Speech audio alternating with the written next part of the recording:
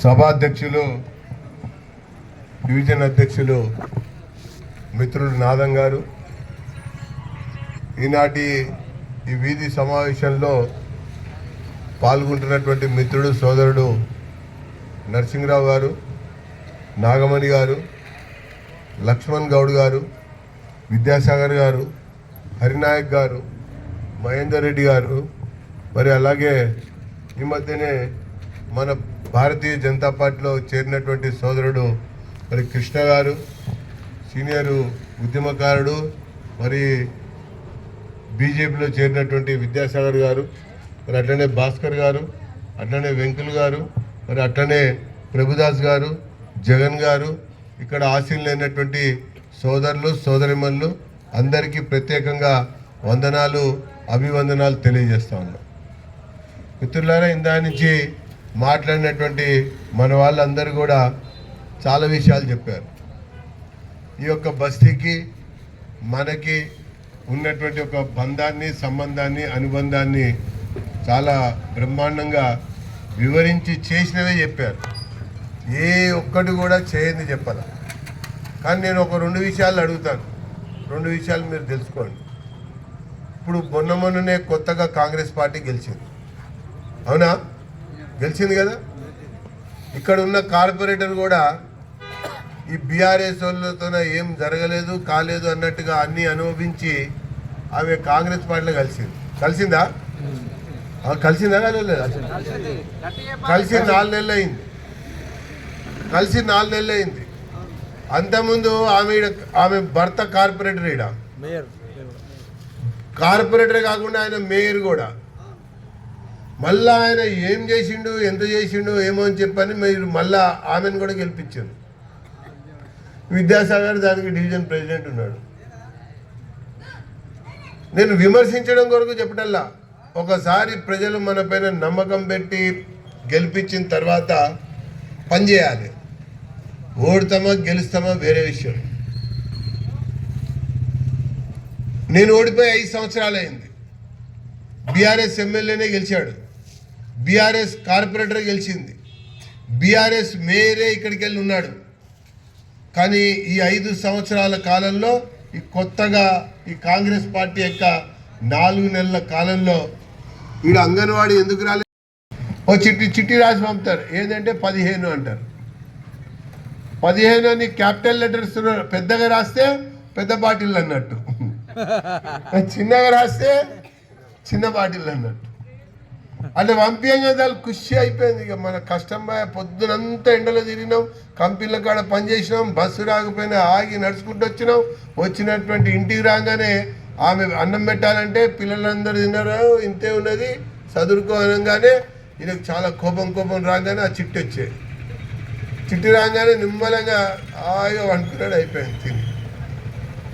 ఈరోజు ఇట్లాంటి మందు బాబులకు బుద్ధి చెప్పాలి, పని చేయని వాళ్ళకి బుద్ధి చెప్పాలి. ఈ ఓట్లు మామూలు ఓట్లు కాదు, ఈ ఓట్లు ప్రధానమంత్రికి సంబంధించినటువంటి ఓట్లు. ఆ ప్రధానమంత్రి యొక్క నిధులతోనే ఈ రిజర్వాయర్ కట్టించిన అని చెప్పి నేను మీకు మనవి చేస్తున్నాను. ఆ ప్రధానమంత్రి యొక్క నిధులతోనే ఇల్లు కట్టించిన అని చెప్పి నేను మనవి చేస్తున్నాను. నేను కట్టిలే, రాజిరెడ్డి గారు కట్టించారు. అప్పుడు సర్వే సత్యనారాయణ మంత్రి, ఇక్కడ కాంగ్రెస్, ఢిల్లీలో కాంగ్రెస్. ఆ ఇల్లు రాజిరెడ్డి గారి పీరియడ్లో కట్టిండ్రు, JNNURM స్కీమ్ అని చెప్పారు. ఆ రకంగా కట్టిన తర్వాత దాంట్లోనే పైప్ లైన్లు వేయాలి, దాంట్లోనే నీళ్లు కట్టాలి, దాంట్లోనే బడి కట్టాలి, దాంట్లోనే హాల్ కట్టాలి, దాంట్లోనే అన్ని పనులు చేయాలంటే వాళ్ళు ఓడిపోయినరు, ప్రభుత్వం పడిపోయింది, ఆ స్కీమ్ గోల్మాల్ అయిపోయింది. కానీ నేను ఫైల్ తీసి తిరిగేస్తే ఈడొక 6,000 మంది ఉన్నారు. 6,000 మందికి నీళ్ళు ఎందుకు ట్యాంక్ కట్టలేదు? 6,000 మంది ఉన్నారు, వీళ్ళకి ఈ పనులన్నీ ఎందుకు కాటలేదని ఫైల్ తిరిగే చూస్తే ఆ డబ్బులు అట్లానే పడి ఉన్నాయి.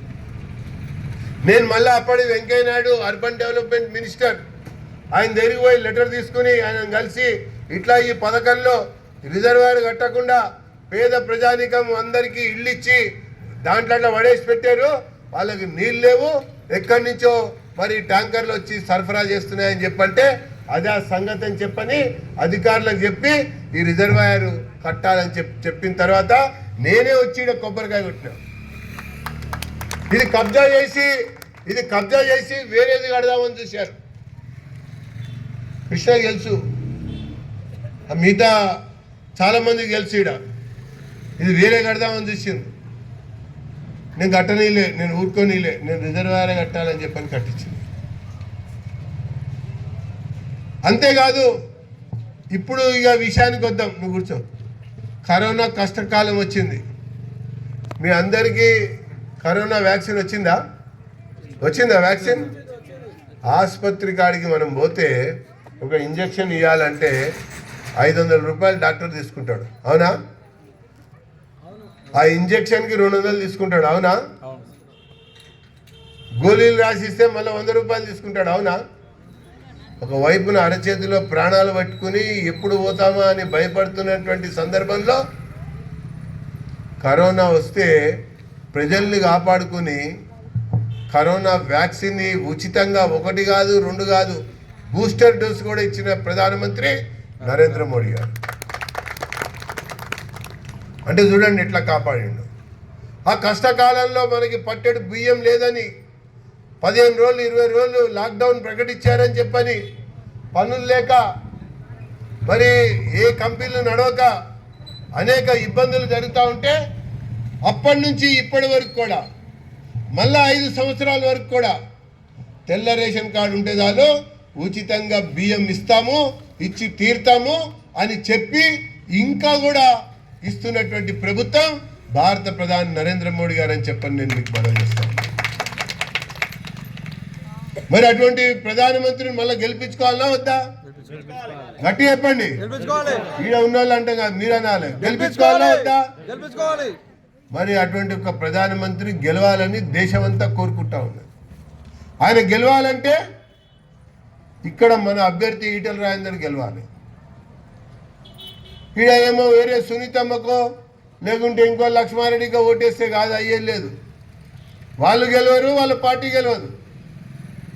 కానీ మన ఈటెల రాజేందర్ గారిని గెలిపించుకుంటే నరేంద్ర మోడీ గారు మళ్ళీ ప్రధానమంత్రి అవుతారు. మళ్ళా నరేంద్ర మోడీ గారు ప్రధానమంత్రి కావాలంటే మన ఈటెల రాజేందర్ గారిని గెలిపించుకోవాలి. కాబట్టి ఆలోచించండి, ఖచ్చితంగా మీరు ఆ రకంగా గెలిపించుకోవాలని చెప్పని నేను కోరుతా ఉన్నా. ఈరోజు ఆ యొక్క కాలనీ ఐజీ కాలనీకి సంబంధించినటువంటి ఏ ఇంటికాడికి పోయినా కూడా మనందరికి కనబడేది నీళ్లు కారుతూ ఉన్నాయి.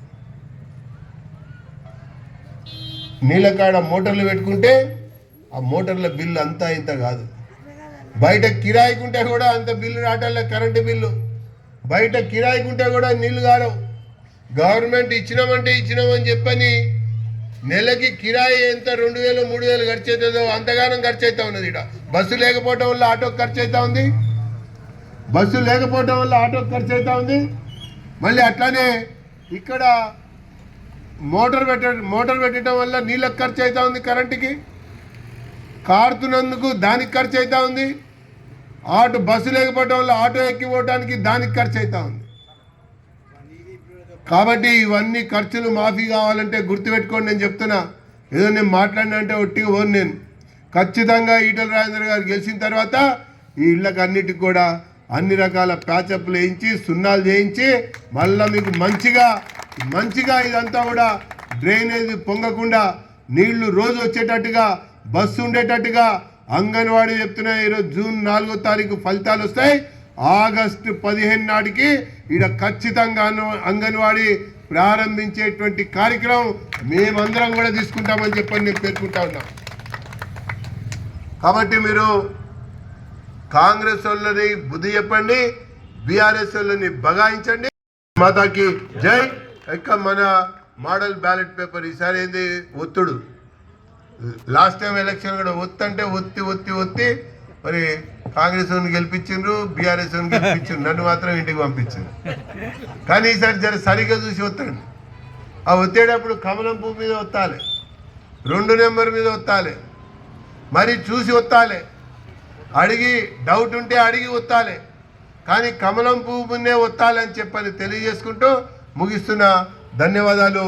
కమలం పువ్వు గుర్తుకే, భారత ప్రధాని నరేంద్ర మోడీ గారి నాయకత్వం, ఒకసారి జనాన్ని కూడా చేయండి.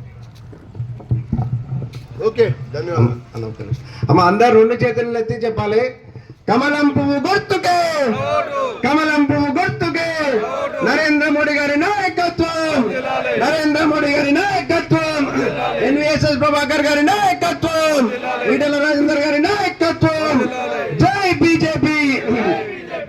ఇప్పుడు ధన్యవాదాల కార్యక్రమం వెంకుల గారు చెప్తారు.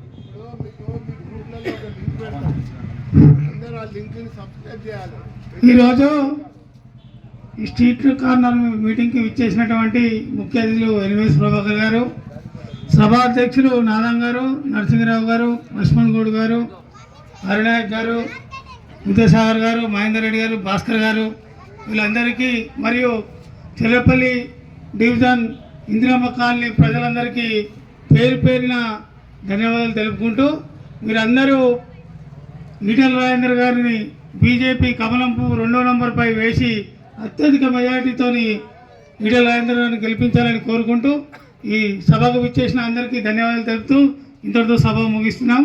జై హింద్, జై భారత్.